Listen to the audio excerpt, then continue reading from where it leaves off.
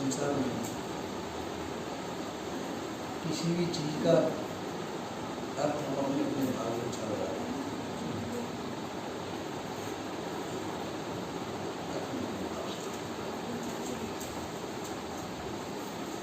और भाव उसके अंदर देखा देते हैं। अच्छी से अच्छी वस्तु का भाव बुरा भी लगा सकते हैं और बुरी से बुरी वस्तु का भाव अच्छा भी लगा सकते हैं। ये व्यक्ति का जैसा अंतःकरण होगा, जैसा स्वभाव होगा, उसके अनुसार भाव होगा। तो अब उस भाव में बात क्या होती है कि व्यक्ति अलग अलग वातावरण में पड़ता है।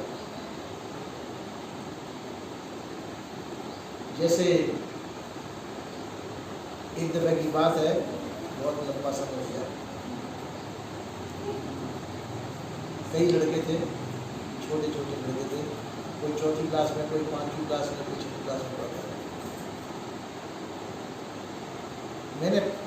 मैंने उनसे प्रश्न किया कि तुम्हारी जेब में 5 रुपये और तुम्हारे घर वाले तुमको निकाल दें घर से, उस समय तुम क्या करोगे?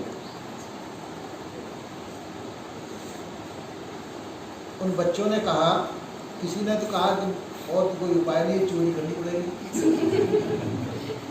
चोरी चपोरी करके। किसी ने कहा कुछ, किसी ने अलग अलग उत्तर दिए, मेरे को याद नहीं है, पर अलग अलग उत्तर दिए। किसी ने सही उत्तर नहीं दिया, एक ने दिया।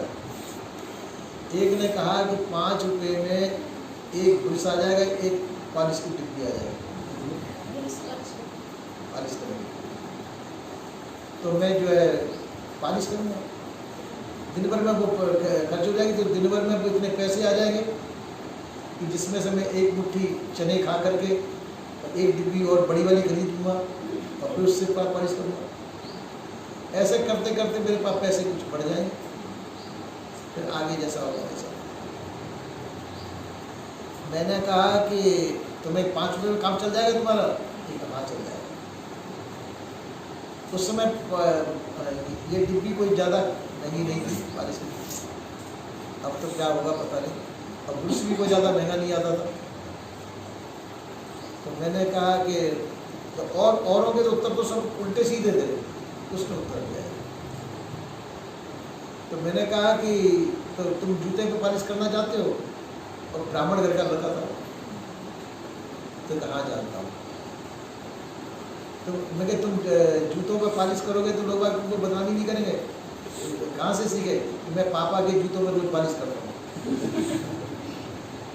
तो मुझे जो है उसका अनुभव है, उससे मैं कि लोग बात क्या कहेंगे, ये तो निम्न जाति का काम है, तुम्हारी बदनामी करेंगे, ब्राह्मण होकर के जूतों पर पालिश कर रहे हो, तुमको शर्म नहीं आएगी?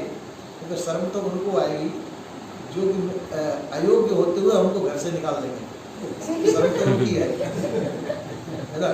हम तो कोई गलत काम नहीं कर रहे, जूतों में पालिश करके खाली कमा करके खा रहे हैं। अब और जिन्होंने बिना किसी काबिल हुए तो हमको घर से निकाल दिया और 5 रुपये हमारी जेब में वो मौजूद है, तो फिर हम चोरी नहीं कर रहे हैं, किसी की ठगाई नहीं कर रहे हैं, कोई कुछ नहीं कर रहे हैं, तो हम कमा के तो खा रहे हैं। अब काम नीचा जरूर हो सकता है, हमको इतनी योग्यता है, अपनी योग्यता से अपनी मेहनत करके हम कमा के खा रहे हैं इसमें। अब रहा सवाल कि काम नीचा है, तो ये शर्म आनी चाहिए माता पिता को। हमको नहीं आनी चाहिए, हमको तो जो अपना करके खा रहे हैं, इतना तो हमारा सब ठीक है। तो मैंने उसको पहला नंबर दिया।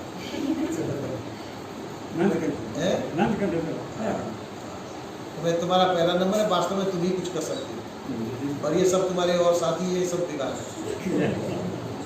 अब कोई चोर बनेगा, कोई चकोर बनेगा, कोई ठग बनेगा, कोई कुछ बनेगा, कोई कुछ बनेगा, ये कोई सफल नहीं है। तुम कहीं भी निकल जाओगे, तुम अपना करके खा सकते हो।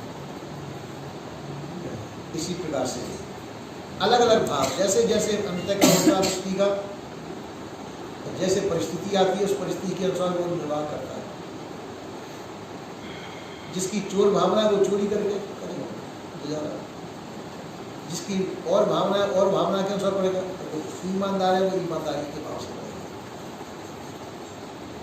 तो इसी प्रकार से संसार में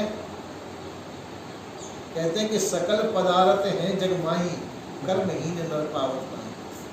संसार में सब पदार्थ है, पर कर्महीन व्यक्ति उसमें नहीं पाता।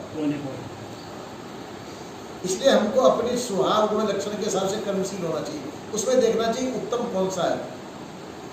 हमारी जानकारी के अनुसार, अपने स्वभाव के अनुसार हमको उत्तम मार्ग ही देखना चाहिए। उनमें निकृष्ट भाव नहीं देखना चाहिए। अच्छे से अच्छा हम, हमारे पास जो भी परिस्थिति है और जो भी साधन हमारे पास है, उसका हम सदुपयोग कैसे करें। हर हमारे पास जैसा साधन है, उस साधन का सदुपयोग करना ही मानवता है।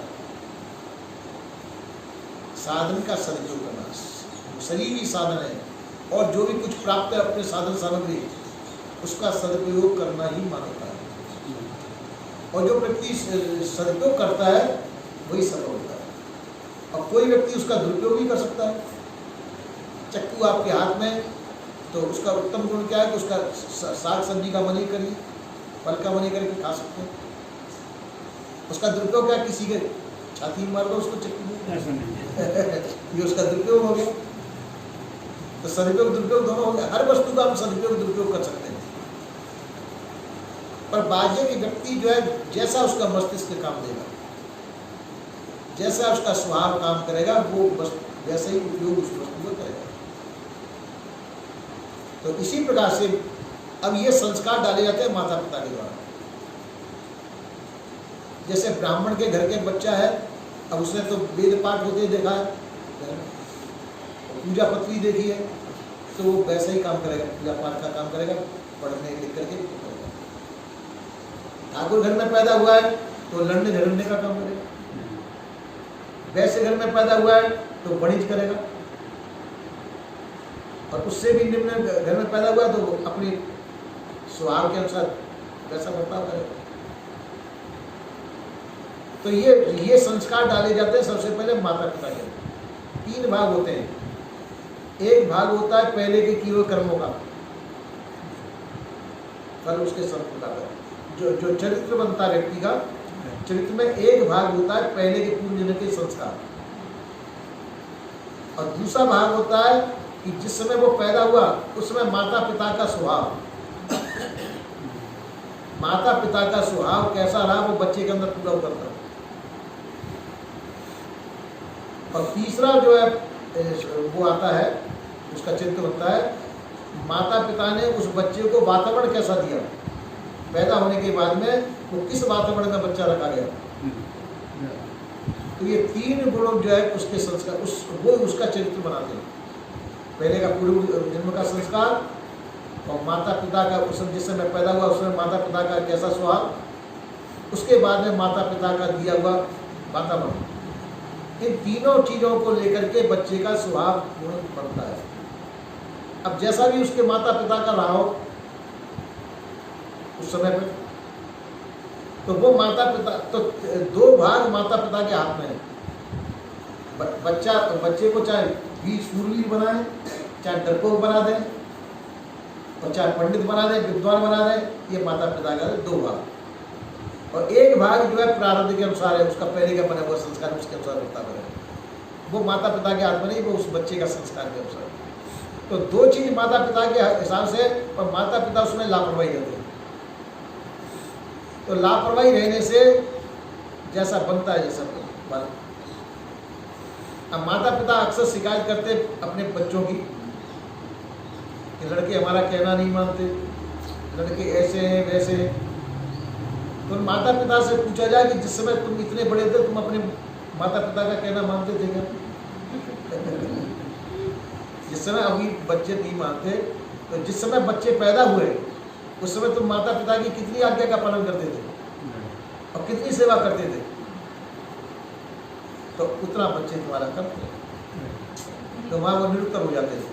हाँ, अपने सेवा विवाह तो नहीं की है ना, तो अब जब सेवा नहीं की तो तुम्हारी सेवा कौन करेगा? तुमने अपने माता पिता की सेवा नहीं की, तुम्हारी सेवा कौन करेगा?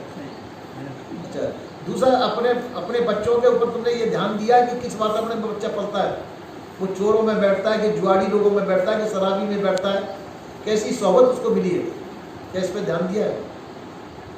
इसमें भी ध्यान नहीं दिया। तो बच्चा जिस सोबत में बैठेगा, माता पिता ध्यान नहीं रखेंगे तो जिस सोबत में बैठेगा वैसा उसका स्वभाव बन जाएगा। फिर आपको घबराने की आवश्यकता नहीं, जो परिणाम होगा वो उसके सामने आएगा। इसी प्रकार से एक धुंधकारी का वो आता है जिक्र भागवत में। तो धुंधकारी ब्राह्मण घर में पैदा हुआ था, छोटेपन से ही वो उपद्रवी था, किसी को पीट के आता था, किसी को पीट करके आता था, उसको अब माता पिता उसको नहीं सुधार पाए। फिर बड़ा हो गया तो ज़्यादा परेशान करे, तो बाप ने कहा कि ये बदनामी करेगा तो इसलिए यहाँ से निकल देना चाहिए। तो बाप घर छोड़ करके निकल गया। अब वो ज़्यादा उपद्रव मचा रहा था, माँ ने सोचा कि कुएं में गिर के मर जाना अच्छा है। माँ जो जाकर के कुएं में गिर के मर गई, अपन मूड हो गया, वो शुरू से सुधारा नहीं है। अब उसने शादी की 2, तो शराब पीता था, अपनी पत्नियों को मारता था, तो पत्नी भी परेशान हो गई। तो सोते में उसके हाथ बांध दिए और पैर बांध दिए और मिट्टी का तेल छिड़कर आग लगा दी। है ना? अब इस परिणाम को प्राप्त हुआ। उसका एक भाई था गोकर्ण, वो धार्मिक प्रवृत्ति का। तो कथा ऐसा कहती है कि फिर जब गोकर्ण घूमते घूमते कभी आया, तो इसमें परिवार में कोई नहीं है, मैं माता पिता को छोड़ गया था, भाई को छोड़ गया था, सबने बताया कि ऐसा जान हुआ। तो कथा ऐसा कहती है कि कहा कि इधर में सो रहा था वो, तो वो प्रेत बन करके अपने भाई के सामने आया। भाई विद्वान था, उसने कहा हाँ भाई क्या चाहता है तो कि मेरा कल्याण मुझे चाहिए। तो कल्याण मेरा जैसे भी होता हूँ, मैं प्रेत योनि को प्राप्त हुआ हूँ, तो मेरा कल्याण। तो कथा के अनुसार कहते हैं कि 7 दिन की कथा होती है भागवत। तो एक जब 7 पंगोली वाला बांस गाड़ दिया गया और उससे कहा कि इसमें आके बैठ जाओ और मैं कथा सुनाता हूँ। तो जब उसका भाई जो गोकर्ण था, अच्छा विद्वान था, उसने कथा कही और 7 दिन में एक पंगोली पूरा करता गया और 7 दिन में 4 पंगोली पूरी हो गई, वो स्वर्ग को चला गया। ऐसा कथा कहते हैं। अब ये पंडित लोगों की कथा है, उनका वो है रोजगार। कितनी कथा है? तो जगह उनकी जो है रोजगार है वो। तो अब कोई उसका विरोध करेगा तो उनको बुरा लगेगा ही लगेगा। अब इतने गप सड़ा के बोल रहे हैं, क्यों कह रहे हैं कि वो उनका रोजगार है, अपना पेट पालने के लिए ऐसी झूठ उनको बोलनी पड़ती है। और झूठ भी नहीं उसमें लिखा हुआ है, और लिखा भी किन लोगों ने, उन्हीं पंडितों लोगों ने लिखा। तो इसी प्रकार से हम जो है कई बातें ऐसी कह जाते हैं जो हमको नहीं कहनी चाहिए। बात होनी चाहिए, प्रमाणित होनी चाहिए, ठीक है तो ठीक है। जैसे कई चीज हम ऐसे जो हमने देखी नहीं, बैठा पंडित पढ़े पुराण बिना देखे की करे पुराण। पंडित बैठ के पुराण पढ़ता है और बिना देखे की वर्णन करता है कि स्वर्ग लोग ऐसा है, उसमें ऐसे देवता लोग रहते हैं, ऐसा ऐसा वहाँ कर्म होता है, ऐसा ऐसा है, लोग आ जाते हैं, वहाँ यम दंड भोगना पड़ता है, यमराज का ऐसा स्वभाव है। यमराज अब पूछो से कितने देखा गया, देखा नहीं। पुस्तकों में लिखा, तो पुस्तक लिखने वाले ने देखा क्या? वहाँ पहुँच करके कोई आया, भाई वहाँ पहुँच करके कोई आएगा तो वो कह सकता है। और लिखने वाला पंडित तो यहाँ बैठा है, और उसको स्वर्ग लोक की अंदर के लोग की क्या पता। इस बात को कभी पंडित लोग अंदर तुम तो नास्तिक हो। बात तो सही है कि जो वहाँ गया है तो मर करके जाते हैं वहाँ स्वर्ग लोग नरक लोग, तो वहाँ से लौट करके तो पुराण लिखे नहीं गए। और यहाँ रह करके लिखे पुराण, तो उनको क्या पता कि वहाँ स्वर्ग लोग कैसा नरक लोग कैसा। तो दोनों बात गलत हुई मुझे। तो दोनों बातों में संसार को बहकाते हैं। फिर नाना प्रकार के आचरण तो महापुरुषों ने बनाए हैं कि ऐसा करना चाहिए, वो तो ठीक है, व्यवहार में आचरण सही होना चाहिए। तो जैसी शिक्षा हम बच्चों को देंगे, माता पिता के हाथ में होता है कि बच्चे को हम कैसा बनाएं, सूरवीर बनाएं या पंडित बनाएं या व्यवसायी बनाएं या सेवक बनाएं। ये माता पिता के हाथ में होता है कि हम बच्चे को कैसा बनाएं। तो कहेंगे बच्चे की पढ़ाई कब से चालू करनी चाहिए? बच्चे की पढ़ाई चालू करनी चाहिए बच्चा पैदा होने से 10 साल पहले से। बच्चा पैदा ना हो उससे 10 साल पहले से पढ़ाई चालू करनी चाहिए। तो जब बच्चा है ही नहीं तो पढ़ाई कैसे की जाए? प्रमाण आता है श्री कृष्ण का। कृष्ण ने सबसे पहले पुत्र पैदा किया प्रद्युम्न, और प्रद्युम्न पैदा करने से 10 साल पहले से जैसे अपने पुत्र में स्वभाव गुण लक्षण देखना चाहते थे, वो स्वभाव गुण लक्षण कृष्ण और रुक्मिणी ने स्वयं धारण किए। जैसे अपने पुत्र में गुण देखना चाहते थे, पुत्र हो उसके अंदर ऐसे गुण होने चाहिए, उन गुणों को स्वयं यह अनुष्ठान था उनका, उन गुणों को उन्होंने स्वयं अपने जीवन में उतारा, और जीवन में उतारा 10 साल तक। जब कृष्ण जैसों को 10 साल लगी इस चीज में, तो कितना समझ सोच से काम किया होगा उन्होंने। और 10 साल के बाद में प्रद्युम्न पैदा हुआ, तो प्रद्युम्न में गुण बिल्कुल हूबहू कृष्ण जैसी थे, सकल सूरत भी कृष्ण जैसी थी, केवल उम्र का फर्क था। तो कथा के अनुसार ये कहता है कि प्रद्युम्न में सब गुण अपने पिता के थे। पिता के अनुसार जो गुण लक्षण होते हैं उसमें जो है इसको भी बंद करो, निकल के बाहर निकल के दरवाजा बंद कर। तो माता पिता का जो स्वभाव, पुत्र की पढ़ाई कब से चालू होनी चाहिए? कि पुत्र पैदा हो उससे 10 साल पहले से। तो वो क्या पढ़ाई कि जैसा हम पुत्र चाहते हैं वैसा स्वभाव अपना बनाना चाहिए, और नहीं तो वो स्वभाव जो माता पिता का होगा वो पुत्र के अंदर आएगा। तो इसी प्रकार से अपना स्वभाव पहले माता पिता को ऐसा बनाना चाहिए कि जैसा हम पुत्र चाहते हैं। फिर उसके बाद में पुत्र पैदा हो जाए, उसको वैसी शिक्षा देनी चाहिए, जैसा हम पुत्र को चाहते हैं वैसी शिक्षा उसको दी जानी चाहिए, और फिर उसको वैसा वातावरण देना चाहिए, तो योग्य पुत्र पैदा होता है।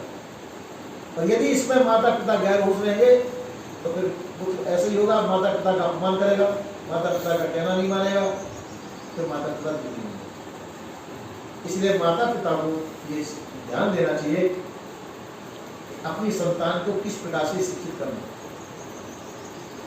संतान को अब कौन हमारे बच्चे हमारे कहना नहीं मानते, आपने वो वातावरण पैदा नहीं किया कि बच्चे आपका कहना माने। बच्चों के अंदर आपका ऐसा आचरण होना चाहिए कि बच्चों के अंदर आपके प्रति श्रद्धा होनी चाहिए, बच्चों के अंदर श्रद्धा पैदा करिए, तो उसे श्रद्धा में से बच्चे आपका कहना मानेंगे। अगर वो कहना नहीं मानते तो आपने अपना चरित्र ऐसा नहीं बनाया कि बच्चों का विश्वास आपके ऊपर हो, बच्चों का विश्वास आपके ऊपर हो, वो हमने अपना स्वभाव नहीं बनाया। तो सबसे पहले प्रैक्टिकल रूप में उनको अपना स्वभाव ऐसा बनाना चाहिए। जैसे कभी कभी हम बच्चों से झूठ बोल देते हैं, कह देते हैं कि वो ऐसा हाँ लाएंगे भैया से लाएंगे, और लाती नहीं, झूठ हो गई बात। तो बच्चों को वो झूठ की आदत पड़ेगी, और पिता पे से विश्वास हो जाएगा कि पिता हमारे झूठ बोलते हैं। कहते हैं कि एक दफा 3 व्यक्ति थे, तो उन्होंने कहा कि गप्पी लोग थे, तो उन्होंने कहा कि देखो हमारे पिता इस तालाब में घुसे थे, तो 4 घंटे तक तालाब के अंदर ही रहे, 4 घंटे बाद होते थे, बस इतना ही। हमारे पिता ऐसे थे कि तालाब में सवेरे से घुसे शाम को निकले थे। तीसरे का बस इतना ही। तो हमारे पिता तो जो इसमें तालाब में घुसे 6 महीने हुए अभी निकले ही नहीं।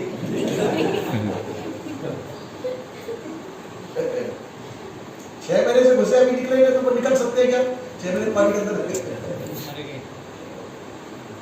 तो गप्पी ऐसे मिल जाते हैं। तो ऐसे ही जो गप मारने वाले, तो उनके बच्चों में क्या माता पिता के प्रति श्रद्धा होगी?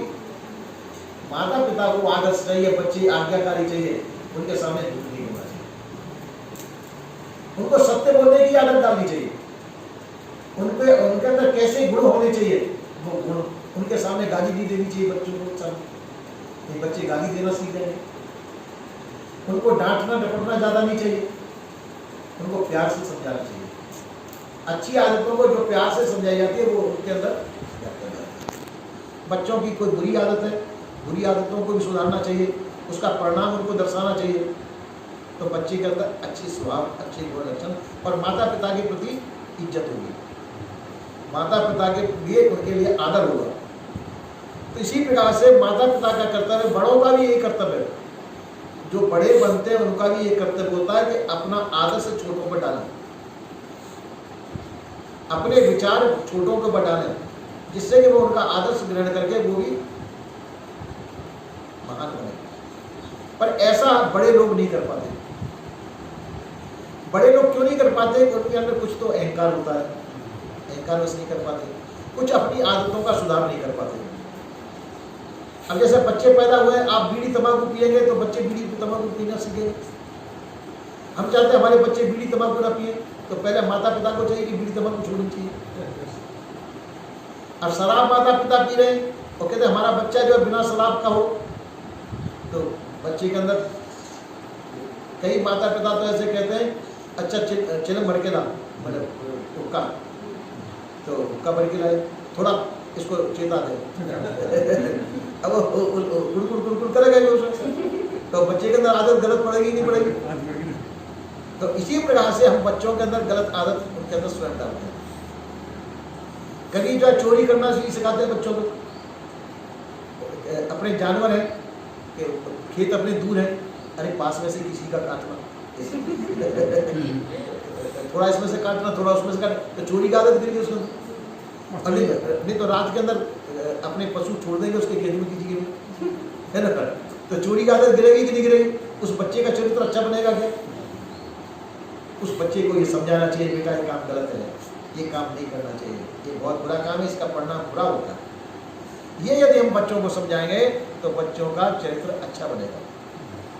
बच्चों को सही और गलत का समझाना चाहिए, सही क्या है गलत क्या है, सही करना चाहिए गलत नहीं करना चाहिए। इस प्रकार से उत्तम शिक्षा बालकों को देनी चाहिए। जहाँ बच्चों को हम उत्तम शिक्षा नहीं देंगे तो बच्चे हमारे सही नहीं बनेंगे। कई बुजुर्ग होते हैं, उनके 4-4 लड़के, वो अच्छे पोतों पे है, पर माता पिता की सेवा करने के लिए एक भी नहीं है। माता पिता को अपने हाथ से ही रोटी बनानी पड़ती है। अब वो बड़ी बड़ी पोस्ट में कम से कम नौकर नौकरानी तो रख सकते हैं उनके लिए। आगरे में एक बुजुर्ग मिले हमको, तो जैसे अब वो बैंक में आए थे, मैं भी बैठ गया वहाँ पर। मैंने कहा कि आप अपना अनुभव सुनाइए, आपको जिंदगी का क्या अनुभव है? तो महाराज जी कुछ मतलब कोई किसी का नहीं है। मैं ये तो हम भी रोज रोज कहते हैं, पर आप अपना अनुभव बताइए। कि वो बता रहे जाने 5 लड़के कि 6 लड़के बता रहे थे, 6 लड़के उनके, पर सभी विदेशों में। एक अगर मैं मर जाऊं तो मेरी लाश कोठी के अंदर ही सड़ जाएगी, जब वो आएंगे जब, तो मेरे को संभालने वाला कोई, तो मैं लड़के बच्चे क्या तुम्हारी सेवा नहीं करते? तो सेवा तो यहाँ रहेंगे जब तो करेंगे, अब वो विदेशों में कैसे सेवा करेंगे? तो आपके लिए नौकर चाकर लगा सकते हैं कि नौकरों से हम घबराते हैं, नौकर हम नहीं रखते। हम शाम होते ही कुंडी लगा करके और घर के अंदर बंद हो जाते हैं बुढ़िया पुट्टे, और आराम से उसमें रहते हैं, और हम किसी नौकर को नहीं रखेंगे, ये नौकर ही हमको लूट लेगा। आगरा ऐसा ही है। तो इसी प्रकार से तो अब उनको क्या सुख हुआ? 5 बच्चे का क्या सुख हुआ? कोई सुख हुआ? कोई सुख नहीं है। इसी प्रकार से संसार के पीछे हम पड़े रहते हैं और संसार का हाय हाय में लगे रहते हैं, संसार की हाय में। अब अंत में तुम्हारे पास संसार का क्या रह जाएगा? जीवन कल्याण की हमने कोई कोशिश नहीं की और संसार में पूरा जीवन बिता दिया। चलो वो भी करो, संसार का काम भी करो, अच्छी बात है, पर कुछ समय अपने कल्याण के लिए भी निकालना चाहिए, अपना भजन भी करना चाहिए। संसार के कार्य करते हुए भजन के लिए 1-2 घंटा समय तो निकालना चाहिए अपने कल्याण के लिए।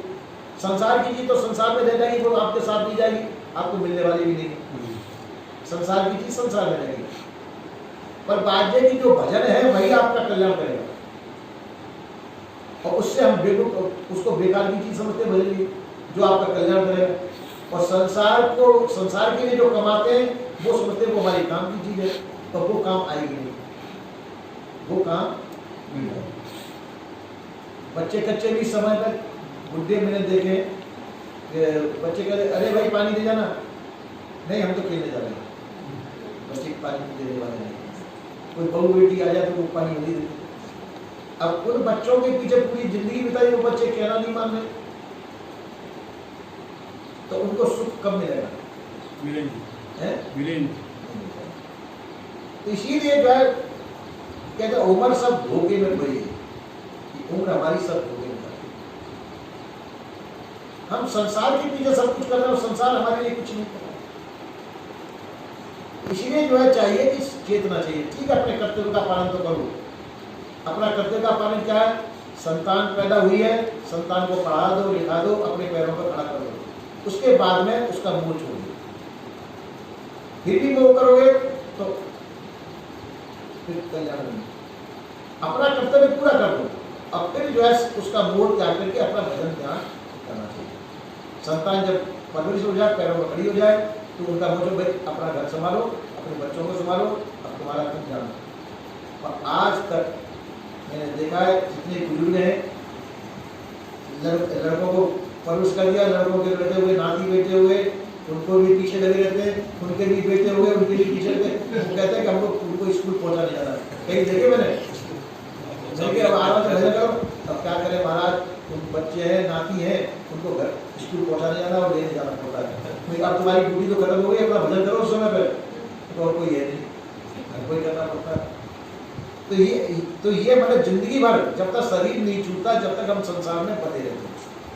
और वो उसमें जो नाती बेटे और जो परिवारी लोग हैं, वो भी बुढ़े का साथ जब तक नहीं छोड़ते, जब तक उसकी सांस नहीं निकल जाए, उसका पीछा नहीं छोड़ रहे कि जब ठीक है इसका होगा क्या, कुछ काम में आ रहा है, जब तक जिंदा, जब तक कुछ नहीं तो दरवाजे बैठ के चौकीदारी तो कर पाए है ना।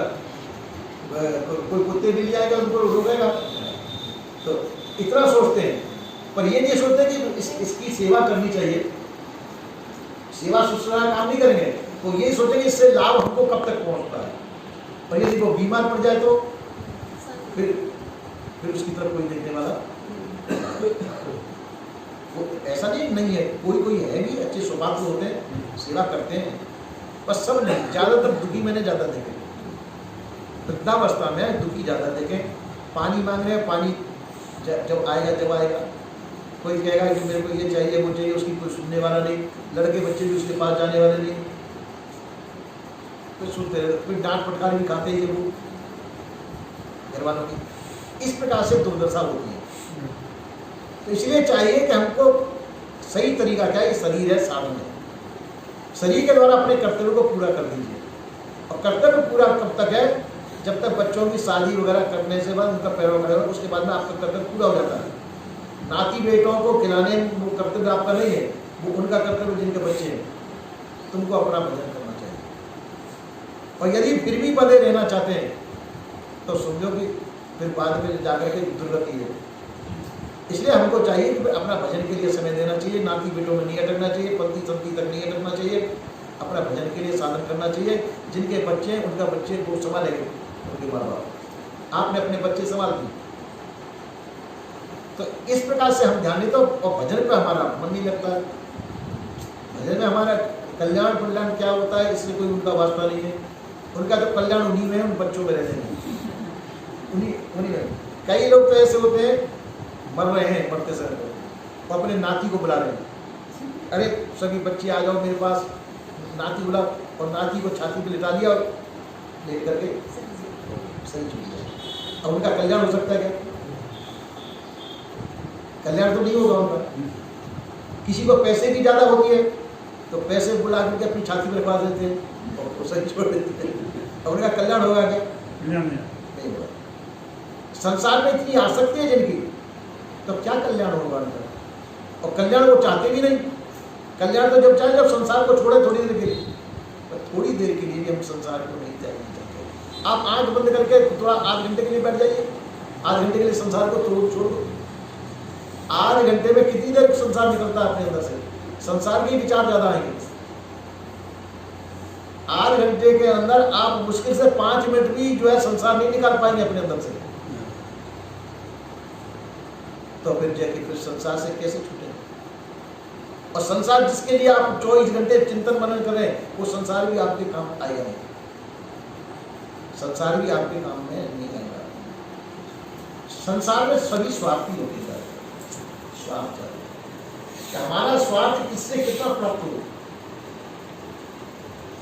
पर बाजे की स्वार्थ समझे के नहीं देखा होगा, कोई सब पात्र नहीं होते, सज्जन पुरुष भी होते हैं, वो सेवा करना अपना कर्तव्य समझते हैं। वो समझते धर्म को समझते हैं, कर्म को भी समझते हैं। दुर्योधन कहता था कि मैं धर्म को भी जानता हूँ पर धर्म को त्याग नहीं सकता, नहीं धर्म पे मैं चल नहीं सकता। अधर्म को भी जानता हूँ और अधर्म को त्याग नहीं सकता, धर्म पे चल नहीं सकता। इसी प्रकार से हम धर्म और अधर्म दोनों जानते हैं, पर किसी की प्रवृत्ति होती है धर्म पे चलने की और किसकी प्रवृत्ति होती है अधर्म पे चलने की। तो जो धर्म पे चलने वाले होते हैं वो धर्मवान माने जाते हैं, धार्मिक माने जाते हैं। जो अधर्म पे चलने वाले हैं उनको अधर्मी कहा जाता है। अधर्मी व्यक्ति का अंतःकरण दूषित होता है और धर्म पे चलने वाले व्यक्ति का अंतःकरण शुद्ध होता है। तो इसी प्रकार से हम नरक और स्वर्ग हम स्वयं बनाते हैं अपने लिए। यदि हमारे विचार दूषित है, हमारा स्वभाव बिगड़ा हुआ है, तो ये संसार ही हमारे लिए नरक बन जाएगा। संसार हमारे लिए नरक बन जाएगा। और यदि हमारा स्वभाव बिगड़ा हुआ है, आचरण भी बिगड़े हुए हैं, तो ये संसार हमारे लिए नरक बन जाएगा। स्वर्ग और नरक, अच्छा करेंगे तो हमारे लिए स्वर्ग बनेगा संसार, और बुरा करेंगे तो संसार ही हमारे लिए नरक बन जाएगा। ये संसार हमको दुख देने वाला भी बन सकता है और सुख देने वाला भी बन सकता है। ये हमारे स्वभाव के ऊपर निर्भर है। इसलिए स्वभाव सबको अच्छा बनाना चाहिए। अच्छा स्वभाव बना करके अपना वातावरण अच्छा निर्मित करें। शुरू से हम जो बच्चों को भी अच्छी तालीम दें, उनका स्वभाव सुधारें, अपने परिवार वालों का स्वभाव सुधारें, उनको सेवाभावी बनाएं, उनके अंदर वो संस्कार बढ़ें कि जिससे वो अपने बुजुर्गों की सेवा करें। घर में कैसा बर्ताव होना चाहिए वो शिक्षा थोड़े छोटे से बच्चों को दें, आगे चल के वो आपकी सेवा करेंगे। उनको शिक्षा भी देंगे आप, आगे चल कर वो आपको पानी भी देने वाले नहीं है तो दुखी होंगे। इसलिए छोटेपन से बच्चे को सुधारना चाहिए। बच्चे का सुधार छोटेपन से है, और फिर छोटेपन से क्या, अपना स्वभाव पहले सुधारना चाहिए। बच्चे पैदा होने से पहले अपना स्वभाव सुधारेंगे तो वो संस्कार बच्चे पर गिरेंगे। और जब बच्चे ठीक पैदा हो और फिर बाद में पैदा होने पर उनको सही संस्कार देना, उनको तालीम देना, तब बच्चे सही पैदा होते हैं। तो बच्चे आपकी सेवा करेंगे, आपका नाम भी रोशन करेंगे, संसार में आपका यश गान भी उनके द्वारा होगा। कहीं किसके बच्चे, फलाने के बच्चे, अरे भाई बहुत। और कोई चोर बना, कोई डकैत बना, कोई अरे किसके बच्चे, फलाने का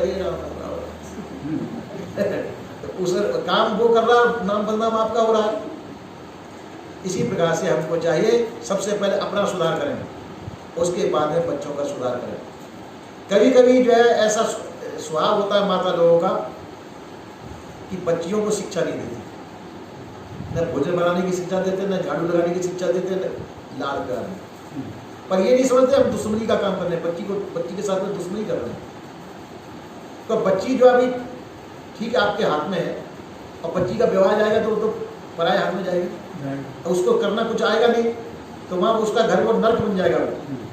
अगर माता जो शुरू से उसको सही चाल चलन सिखाए, बड़ों में कैसे रहना चाहिए, बड़ों में कैसे रहना चाहिए, ससुराल में कैसे रहना चाहिए, तो वो शिक्षा उसके लिए स्वर्ग होगी, बच्ची के लिए वो ससुराल स्वर्ग बन जाएगी। और यदि ऐसा नहीं किया, लाड़ प्यार में बच्ची को नहीं सिखाया, तो ससुराल उसके लिए नर्क बन जाएगा। तो माता पिता के हाथ में होता है कि स्वभाव सुधारना या बिगाड़ना। अब मैंने माता पिता नहीं सुधार सके तो उन बच्चियों को स्वयं सीखना चाहिए। अपना जीवन अपने हाथ में है, स्वयं पुरुषार्थी होना चाहिए। ऐसा पुरुषार्थ अपने जो है पुरुषार्थ करके सेवाभावी होना चाहिए, जो तुम्हारी कोई बुराई न कर सके। ऐसा जीवन सीखना चाहिए, तुम्हारी बुराई करने वाला कोई ना। ससुराल में जाए, ससुराल में सब तारीफ करें, अपने माँ बाप के यहाँ रहे तो माँ बाप भी तारीफ करें, भाई भौजाई भी तारीफ करें। ऐसा सुंदर स्वभाव हमको बनाना चाहिए। ऐसा बिगड़ा हुआ स्वभाव नहीं बनाना चाहिए सब लोग हमको बुराई करते हुए। तो ये भी अपने हाथ में ही है, हम अच्छा बने या बुरा बने, ये अपने हाथ में होना चाहिए। तो इसलिए हमको ऐसे कर्तव्य करने चाहिए, ऐसा स्वभाव बनना चाहिए जो कि किसी को दुख नहीं पहुँचे, हमारे स्वभाव से किसी प्रकार से किसी को कष्ट नहीं पहुँचे। हमारे द्वारा सेवा भाव सीखना चाहिए। कोई बीमार है, बीमार की सेवा करना सीखना चाहिए। कोई बुजुर्ग है, बुजुर्ग की सेवा करना सीखना चाहिए। और सबकी मर्यादा सीखनी चाहिए। किसकी क्या मर्यादा होता है वो मर्यादा सीखनी चाहिए, जिससे कि हमारा घर परिवार सुखी हो। हम अपने घर को स्वर्ग बना के रखें। स्वर्ग बना के, स्वर्ग का मतलब जिस घर में कभी लड़ाई झगड़ा नहीं होता हो, जिस घर में कोई राग द्वेष नहीं बनता हो, और जिस घर में सभी एक दूसरे से प्रसन्न रहते हो, वो घर स्वर्ग है। जिस घर में किसी के अधिकार नहीं छीने जाते हो, और नहीं तो हम एक दूसरे के अधिकारों को छीनते, तो वो नर्क बन गया। तो आपस में मेल भाव है, तो इसलिए सब में मेल भाव बना है, सबके अंदर प्रेम सद्भाव है और सभी सुखी रहे, वो घर स्वर्ग है। और जहाँ एक दूसरे का अधिकार छीनते हो, एक दूसरे को गाली गुप्ता देते हो, मारपीट होती हो, शराब पी करके नंगा नाच नाचते हो लोगों का, वो घर है जिसमें रोज लड़ाई होती है। एक दफे हम जोधपुर के लिए ही आ रहे थे, तो गाड़ी थी, तो गाड़ी में रास्ते में दोनों तरफ औरतें खड़ी हुई, और दोनों तरफ औरतें खड़ी हुई थी, और वो मांग रही थी बड़ी बुरी तरह से, पूरी गाड़ी की तरफ, अरे कुछ दे दे दे दे दे दे, अरे कुछ दे दे भाई, दे दे दे दे दे। और ऐसे दोनों तरफ से कंजर पना पैदा हुआ, पता हो सकते कंजर ही ट्रेन की तरफ। पहले पहले जब तुरंत साहब ने बंदाने के जब आ रहे थे, तो मैंने कि ये लोग क्या कह रहे हैं, क्योंकि ये अपने स्वभाव के अनुसार बरत रहे हैं, तुम अपने स्वभाव में बरतो, ये जब कर रहे हैं इनको करने दो, इनको मत देखो। कोई दे भी देते थे उनको ऐसा, पर वो मांगने का ढंग उनका बहुत गलत था, तो वो मांगने की आदत नहीं सुनती। कहते हैं कि एक राजा था, राजा ने ऐसे ही देखा मांगते हुए लोगों को, तो इसमें उसने कहा कि अरे ये ऐसा मांग रही है, चलो इसको मांगने की आदत छुड़ा देते। तो उसको एक कंजरीन को ले आया राजा, अपनी पत्नी बना दिया, उसको रानी बना दिया, उसके अच्छा महल दे दिया उसको, और सब चीज उसके पास सुविधा कर दी। अब आदत उसकी पड़ी हुई थी मांगने की तो जैसे उसने महल के अंदर खूटी थी, ऐसे खूटी, तो वो रात को बंद, अपने महल को बंद करके और अपना अचला फैला करके, ओके, अरे दे दे दे दे दे दे दे, अरे दे दे दे ऐसे। अब आदत उसकी नहीं छूटी, मांगने की आदत। तो और रानियों ने शिकायत की राजा के पास कि महलों में कोई ना कोई व्यक्ति दूसरा है, इसलिए ये रानी बात करती है।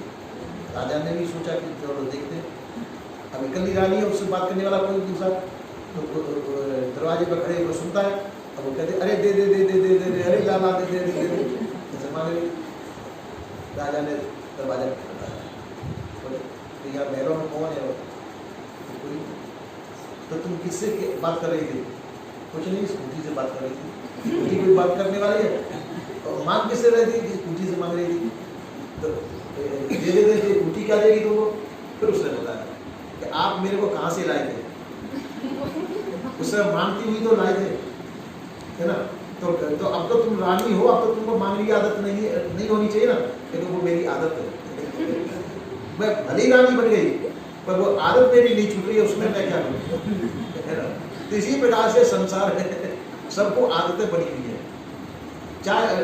चाहे आप कितना भी धनवान बना दें, पर वो जिस जीवन में जिया है, वो जीवन की आदत छूटना, और जो छुड़ा दे उस आदत को, वो साथ ही होता है। तो संसार में क्या आदत बनी है? हमारी मोह ममता आसक्ति की आदत बनी हुई है संसार में, भ्रमभूत कल्पना की आदत बनी हुई है, विषय वासनाओं पुण्य की आदत बनी हुई है। अब साधु हो जाने पर ये आदत साधु छोड़ देता है। अब कोई सुधार करना चाहे, घर गृहस्थी भी छोड़ते हैं उन आदत को, बुरी आदतों को छोड़ने की कोशिश करते हैं, और तब भी जो है नहीं छूट रही है, तो समझो उनके पुरुषार्थ में कमी है। इसलिए हर एक को प्रयत्न करना चाहिए कि बुरी आदतों को छोड़ने की कोशिश करनी चाहिए, अच्छी आदतों को सीखना चाहिए। इस प्रकार से अपने को अपना जीवन सुधारना चाहिए। जीवन जिसका सुधर गया, समझो उसकी मानवता सफल है, और जिन्होंने अपना जीवन बिगाड़ लिया, तो समझो उनका जीवन बिगड़ गया। इस प्रकार से हम इस प्रकार से सुधार करके अपना जीवन सफल बनाए, ऐसा संतोषी का कहना है। बोलिए जी संतोष।